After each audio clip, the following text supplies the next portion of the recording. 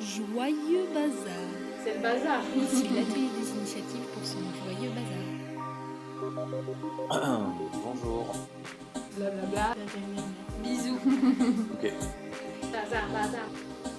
N'importe quoi. Joyeux bazar à toutes et à tous.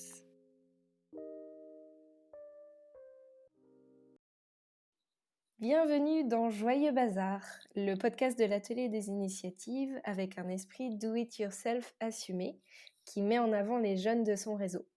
Je suis Aurore, en service civique à l'atelier et je suis également la voix qui vous accompagne dans ce joyeux bazar.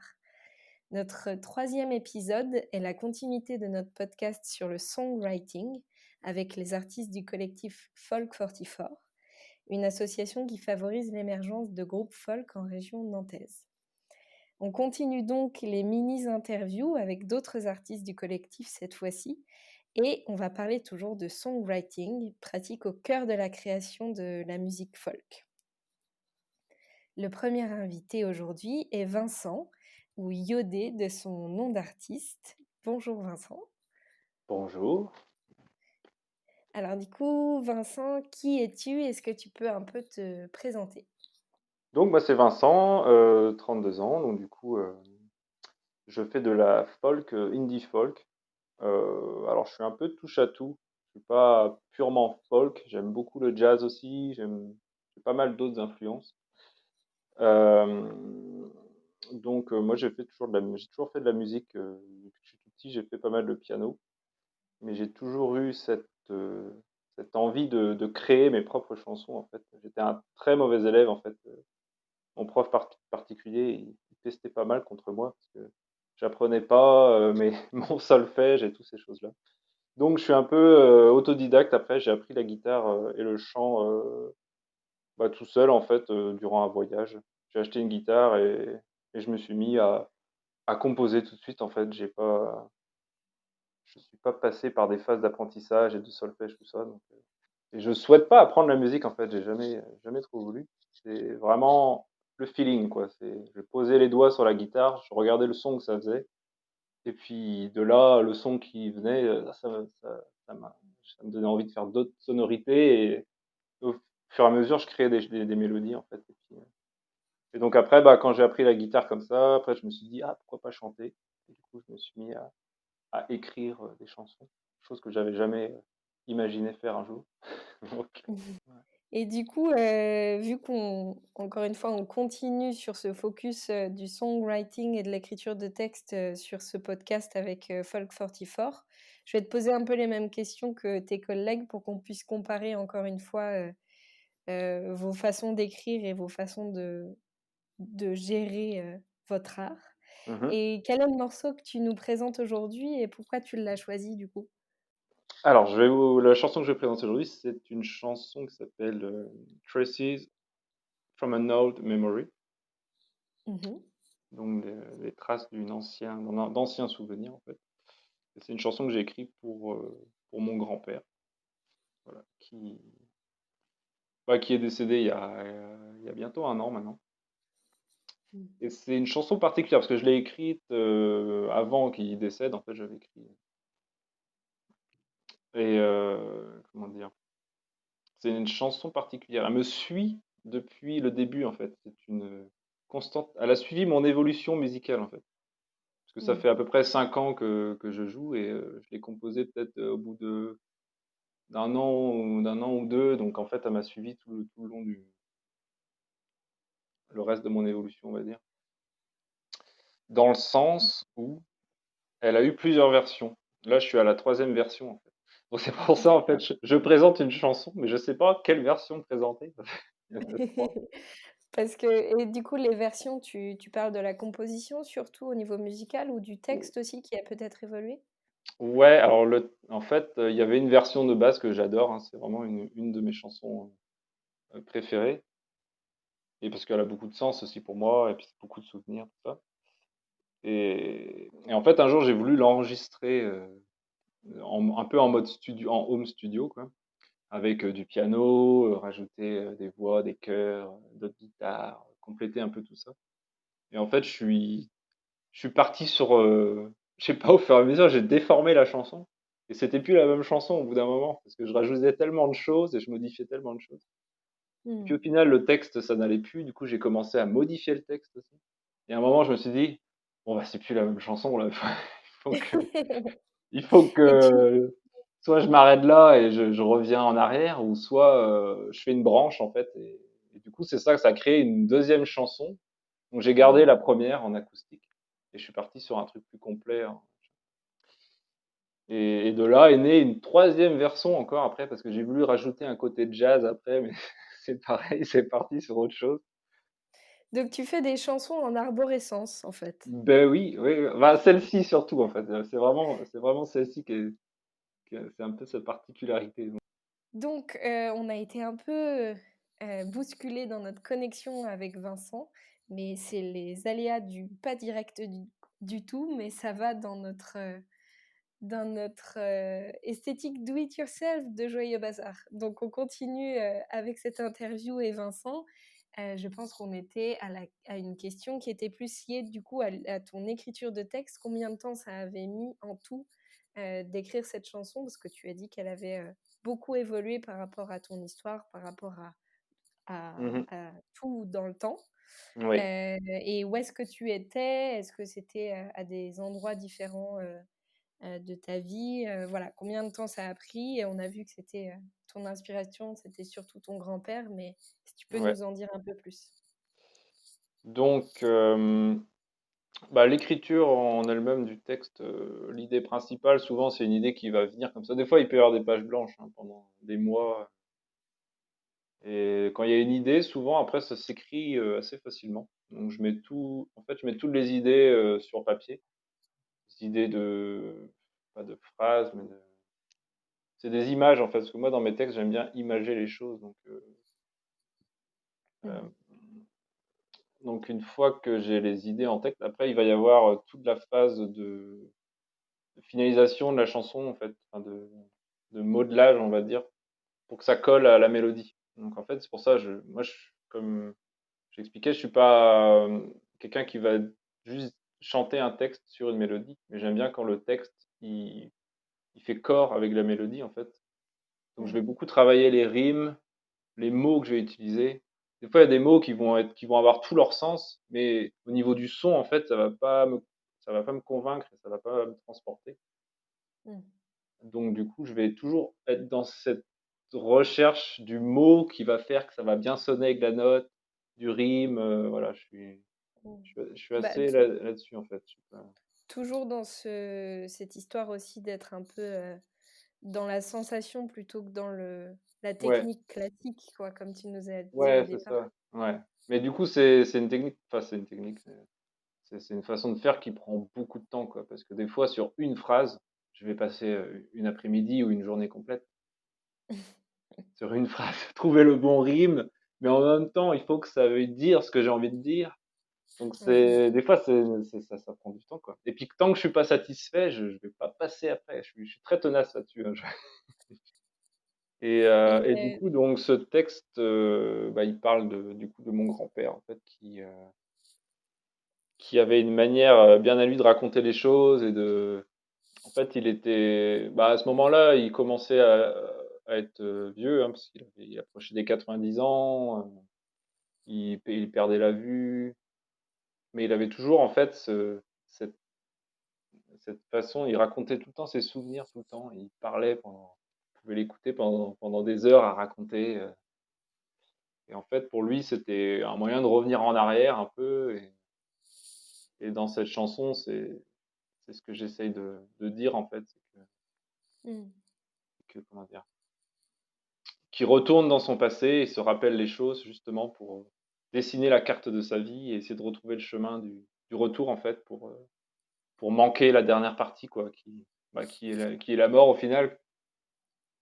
En fait, Mmh. pour lui, c'est un moyen de revenir dans le temps et de faire marche arrière. Et voilà, d'où le nom de la chanson, ah, la première version, The Final Part, qui a donné après naissance à Traces from an Old Memory, qui est un peu La dans première la même version, idée. quel était le titre? The Final Part, D'accord. voilà. Mmh.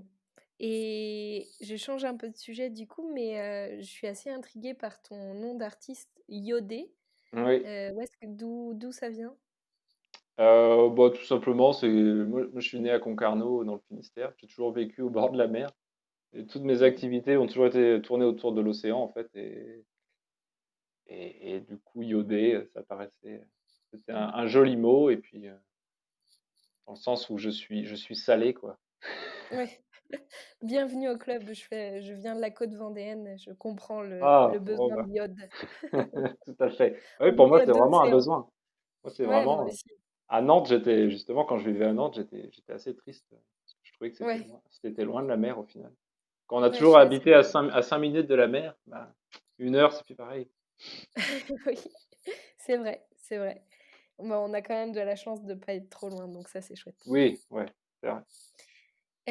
Bon, encore une fois, c'est des temps, assez courts, mais merci beaucoup Vincent, du coup, d'avoir partagé un peu de ton univers avec nous. Merci à Pour toi. finir, est-ce que tu peux nous dire un petit peu tes réseaux sociaux et les plateformes où on peut écouter ta musique? Oui, alors on peut me trouver sur, Instagram, Facebook et surtout YouTube en fait où je poste, bah, tous les sons que je fais. Donc Et on après tape juste, Yodé, alors yo I-O-D-E? ouais, IODE Musique. MUSIC. Super. Donc voilà. Après, je suis sur SoundCloud aussi. Mais bon, il y a la même chose, c'est la même chose que sur YouTube au final. Mmh. Voilà. Super, bon, bah, merci beaucoup Vincent et puis on laisse, la possibilité d'écouter maintenant un petit morceau de la chanson Traces of Memory. As his body's getting old, time turns to gold, and his hands are getting cold. Have to go to hold, to go to hold the weight of his heavy soul, recall and fall, and all those stories he told. To go to hold the weight of his heavy soul, he draws and folds a map are ready to roll.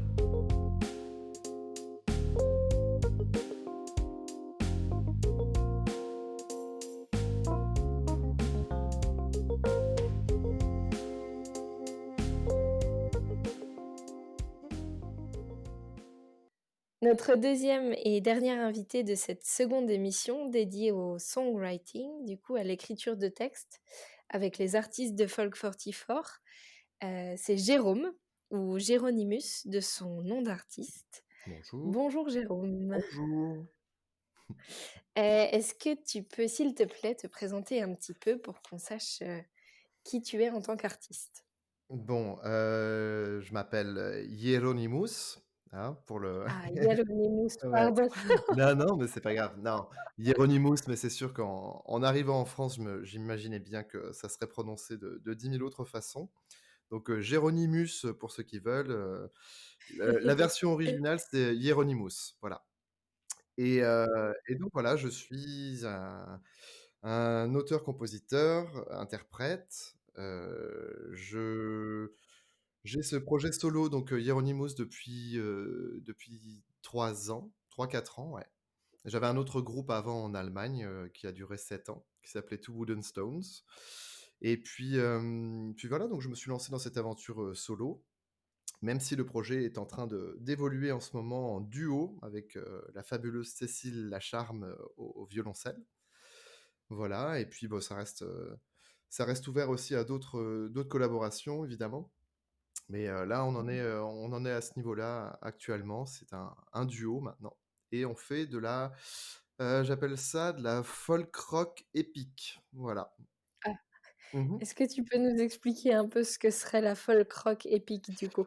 Bon, folk, tout le monde a ça en tête, j'imagine, voilà, c'est, ce courant, très, qui a été reconnu par Bob Dylan principalement, enfin, c'est un peu lui qui a lancé le truc dans les années 60-70 aux États-Unis. Hem Qui elle-même découle du delta blues et du fait de raconter, un peu son quotidien, de raconter les choses qui nous animent, et qui animent nos compères. Et donc voilà, folk rock évidemment parce que ça pulse un petit peu plus. Sur scène, j'utilise donc cet instrument acoustique qui est le bouzouki irlandais, un instrument à Mmh. cordes aussi, mais qui change un peu en termes de sonorité de la guitare folk, hein. Et,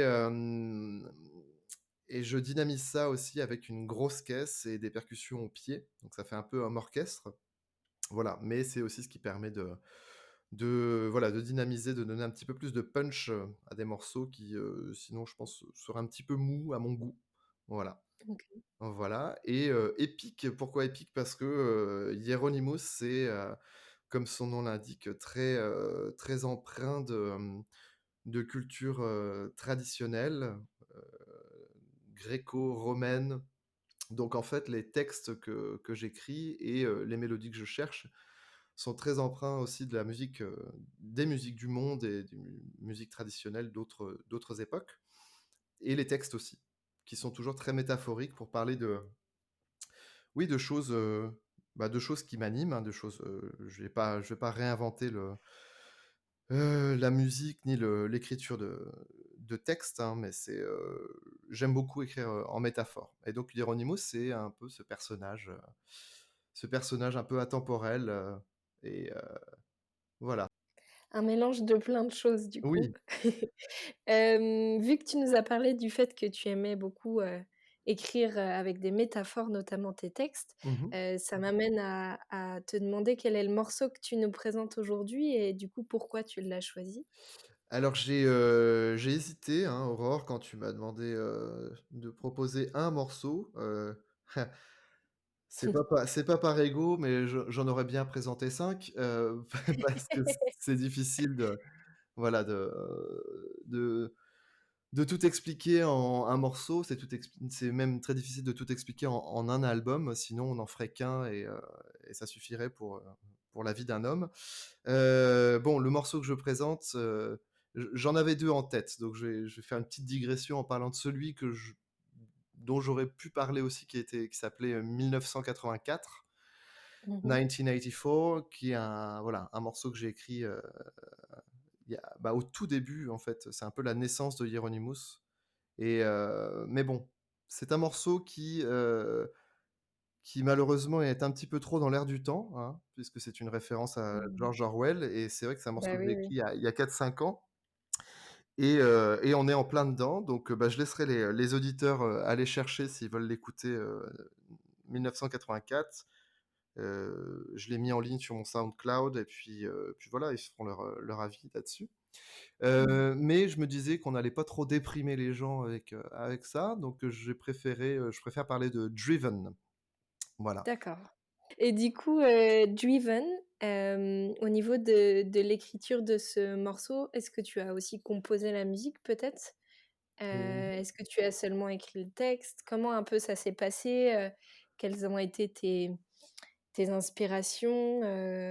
Combien de temps ça t'a pris? Et cetera. Est-ce que tu peux nous en dire un peu plus sur, la création de Driven? Alors, Driven. Driven, alors Drivan, pour les non anglophones, Drivan pour les non anglophones ou Driven, de quoi ça parle? Ça parle, c'est la métaphore enfin, ça parle d'amitié, principalement et exclusivement, ça parle d'amitié. J'ai essayé de retranscrire, en fait, l'impression qu'on avait quand on était un petit peu à plat, quand on était très fatigué et on ne sait plus trop quel choix faire et quelle direction prendre, de laisser, ses amis conduire pour soi, de manière à pouvoir se reposer. Parce que voilà, moi j'ai un immense, immense respect pour l'amitié et je sais que ça fait un petit peu fleur bleue tout ça, mais je crois que c'est vraiment une fleur très, très délicate, l'amitié qu'il faut, savoir préserver et Mmh. d'autant plus, actuellement où le tissu social est un petit peu en train de se déliter, c'est quelque chose de très fragile et c'est quelque chose qui pour moi est vraiment, fabuleux. Et aux conditions d'écriture de ce texte, c'est assez particulier aussi parce que Ça rentre, en fait, dans le cadre de l'enregistrement de mon album, bon, qui commence à dater un petit peu, mais j'étais en Allemagne à l'époque. Voilà, et j'enregistrais, cet album dans des conditions assez particulières puisque j'avais pas trop d'argent pour un studio d'enregistrement. Par contre, j'avais un ami et pas seulement un ami, un petit peu un génie du son qui a un studio mobile. C'est-à-dire qu'il a tout son matos dans des caisses et il peut les installer, il peut installer son matériel, bah, où bon lui semble. Et là, pour le coup, il a réussi à nous dégoter un atelier d'art dans la Spinnerei à Leipzig. La Spinnerei, c'est une ancienne Mmh. fabrique de tissus et qui a été désaffectée dans les années 90. Mais il faut que les gens s'imaginent, c'est une grande usine tout en briques, comme le font si bien les pays nordiques, Oui. et qui, avec très haut de plafond, on parle de 4 à 5 mètres, c'est une usine, quoi. Et donc ces locaux-là ont été donc à la base construits fin 19e siècle, et ils ont été désaffectés dans les années 90 du 20e siècle. Et beaucoup d'artistes s'y sont installés. Et là, on a enregistré cet album de nuit, parce que le jour, il était enfin les différents ateliers de cette usine-là étaient utilisés, et on nous le prêtait la nuit. Et donc j'enregistrais en plein mois de décembre, euh, voilà, dans des bâtiments assez fantomatiques comme ça, Mmh. avec des peintures assez immenses autour. Et je vais pas dire qu'on était éclairé à la bougie, mais on avait très Le peu de plus lumière. classique. On avait très peu de lumière, il neigeait dehors, et j'enregistrais mon album comme ça avec, on a dû enregistrer donc, on devait enregistrer une douzaine de pistes qui constituent l'album en 5 jours, ce qui est très, très peu de temps. Bah oui, ouais. Et le problème, c'est Ah, que c'est ouais, c'est des conditions assez spécifiques, ouais. voilà, et on enregistrait de 10 heures du soir à 6 heures du matin, et voilà, donc c'était vraiment, très, très particulier, mais ça a rendu l'enregistrement de cet album assez magique aussi. Mmh. Et pendant cet album, il se trouve que, pendant l'enregistrement de cet album, il se trouve que je trouvais qu'il me manquait quelques morceaux, dont Driven, que j'ai écrit en fait pendant cette semaine d'enregistrement. Donc c'est sorti très vite. Mmh. Voilà, c'était un petit peu, comme je vous le disais, un cri d'amour à tous les gens que j'allais laisser un mois plus tard en Allemagne, puisque je suis rentré d'Allemagne après 8 ans de vie là-bas. Je suis rentré d'Allemagne un mois après l'enregistrement. Donc D'accord. c'était un petit hommage à tous les amis que j'allais laisser là-bas, et, Mmh. de manière générale, voilà, une déclaration enflammée, quoi, à tous les gens qui m'ont apporté autant de bonheur là-bas. Mais il en Oui. faut des déclarations enflammées. Et du coup, Driven, vu que le titre est en anglais, est-ce que c'est une chanson en anglais? C'est une chanson en anglais. Ouais. Oui, alors j'ai un petit peu le cul entre 3 chaises, parce que j'aime les langues en général. Je suis linguiste à la base, D'acc et en fait, voilà, je ne sais pas à quel moment écrire en français, en anglais ou en allemand. Donc j'ai décidé de faire les 3 sur ce fameux album-là qui s'appelle Tabula Rasa. Et donc voilà, enfin, Driven, c'était aussi, enfin, il est en anglais aussi parce que je voulais pas seulement toucher, alors paradoxalement, un public allemand, mais bon, il faut dire qu'ils sont un petit peu meilleurs en langues étrangères que nous, hein, en général, sans vouloir offenser mes compatriotes français. Mais, voilà, enfin, je l'ai écrit en anglais dans une vision un petit peu universaliste aussi, hein, de manière à ce que ça soit accessible. J'imaginais quand même que l'anglais serait plus accessible que l'allemand pour un Oui. public français. Voilà.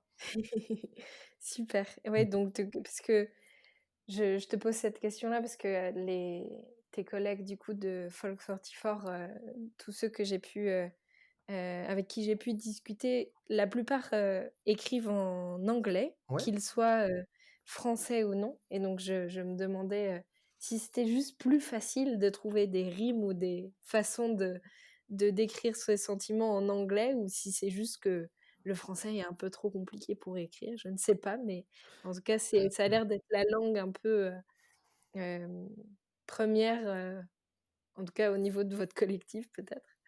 Alors, au niveau du collectif, c'est sûr parce que c'est Folk, 44 donc c'est, vraiment ancré dans cette mouvance-là de folk. Il y a des tournures de phrases, il y a des mots quand on les allie entre eux et quelle que soit la langue, où il y a une espèce de magie qui opère, je trouve, quelle que soit la langue vraiment. La langue anglaise, elle a cette facilité à être, enfin, quand elle est bien chantée, hein, parce que je me permets la Mmh. critique aussi, parce que la langue anglaise, elle demande une intonation que ne demande pas la langue française, donc il faut pas mettre, Oui. l'intonation n'importe où, quand on chante en anglais, mais disons elle se prête plus à la mélodie, c'est vrai, Mmh. que le français ou même, l'allemand. Hem, le le français et je parle de mes collègues, qui chantent en anglais ou en français me disent souvent que le français, c'est trop compliqué, mais je pense que ça vient surtout de notre culture et notre culture très classiciste, Oui, en France, et qui fait peut-être un qu'on peu a un é complexe, on a forcément un complexe avec notre langue et oui, c'est un peu élitiste, quoi. beh, c'est élitiste, et en même temps, il y a un fossé énorme, enfin, je veux dire quand tu chantes en français, hem, soit on te compare à Brel et évidemment, tu auras difficilement le même niveau que Brel ou que Brassens en termes d'écriture, ou soit, tu fais de la pop, tu vois? Donc Oui. il y a difficilement un entre 2 quand on chante en français. Ce que je trouve très dommage et c'est là aussi c'est pas forcément une question de langue, je pense que c'est une question de culture et de rapport avec sa propre langue. Mmh. Ça, ce sont des complexes, que n'ont pas les Allemands, par exemple, et que n'ont pas les Anglais ou les Américains avec leur propre langue. Ils se foutent un petit peu de savoir, si, c'est le bon mot qu'ils ont choisi, à partir du moment où l'intention est là. Mmh. Et c'est pas pour rien que, je prends le cas des Anglais, c'est pas pour rien qu'ils nous sortent les meilleurs, groupes de rock, depuis, l'existence du rock. Les Américains aussi, alors que quand on traduit les textes, évidemment, ça vole pas toujours très haut, Mmh. mais ils y croient les mecs. Ils y croient et Oui. ils sont pas dans la masturbation mentale à se dire: «Est-ce que j'écris assez bien? Est-ce que à la hauteur de Shakespeare? Est-ce que c'est» tu vois? Et nous, on est un petit peu trop dans ce rapport-là, je trouve. Mmh. Et je pense que ça serait pas mal que les gens se défrustrent un petit peu et qu'on on a le droit de chanter «Je t'aime» sans être kitsch, en fait, je pense. Oui, Et je puis, suis il assez y a d'accord. 10 000 façons de le dire et à partir du moment où c'est honnête et à partir du moment où le mec, sue, sur scène, Mmh. ça trompe pas et il y a pas besoin d'être forcément dans la comparaison, avec des artistes qui étaient là avant nous, quoi. Sinon on a perdu d'avance et c'est je pense qu'il Oui. décourage pas mal de gens à chanter en français, malheureusement. Ouais, mais c'est pareil pour beaucoup d'art, je dirais. En France, on est Mmh quand mh. même ancré pas mal dans une tradition, que ce soit la danse, la musique comme on l'a dit maintenant, ou peut-être même la littérature, puisqu'on est dans une tradition qui est, comme tu dis, peut-être un peu classiciste et et du coup, ouais, ça se sent, dans pour la nouvelle génération qui parfois n'ose pas du coup, hem aller au-delà de ces barrières-là. Mmh. Mais bon, on espère que ça va changer un peu, ce serait bien. En fait, la clé, c'est quand même de s'amuser, quoi. Il y a Bah quelque oui. chose que beaucoup de gens oublient, je trouve, en faisant de la musique, hein. C'est, que ça soit au moment des répètes ou au moment de la composition ou de l'écriture ou du rapport avec ses autres musiciens, c'est jouer de la musique et pas trop se prendre au sérieux non plus. On peut dire des choses, ouais, des choses, très sérieuses avec légèreté et vice versa, en fait. On peut aussi, parler comment dire? De choses très légères avec beaucoup de sérieux et Mmh, mais la clé, c'est vraiment de jouer de la musique et de s'amuser quoi, en faisant ce qu'on fait. Voilà. mmh. Je suis assez d'accord. En tout cas, merci. C'est encore une fois des interviews, assez courts, mais merci beaucoup d'avoir partagé, Merci à toi. ton univers, un bout de ton univers en tout cas. Mmh. Est-ce que du coup tu nous as dit tout à l'heure qu'il y avait, la possibilité d'écouter tes chansons sur SoundCloud? Est-ce que tu as des réseaux sociaux où on peut te suivre? Alors, SoundCloud, c'est principalement, à part les morceaux, j'ai laissé quelques chansons d'Hieronymus, parce que ce sont des inédites à enregistrer, dans des églises en Allemagne, donc c'est assez particulier. Je les ai pas, sur des albums. Donc, SoundCloud, vous y trouverez, 1 ou 2 morceaux, qui ne figurent pas sur mon album. Sinon, mon album est disponible sur Deezer, Spotify, donc l'album Tabula Rasa. Et Mmh. je suis présent sur YouTube avec quelques vidéos, voilà, quelques clips. Et puis, sinon, beh, Facebook, en fait. C'est là où je vais amener, la plupart de enfin, je vais communiquer la plupart de mes nouveautés, voilà, qu'elles soient, des chansons ou des compositions. Voilà, des compositions plus orchestrales que je fais pour des films ou des documentaires. Super. Bon, bah, Voilà. merci beaucoup Jérôme et Merci, puis, Aurore. on finit du coup sur, un petit bout, du morceau Driven. I feel driven, driven, driven when you're here. Hey!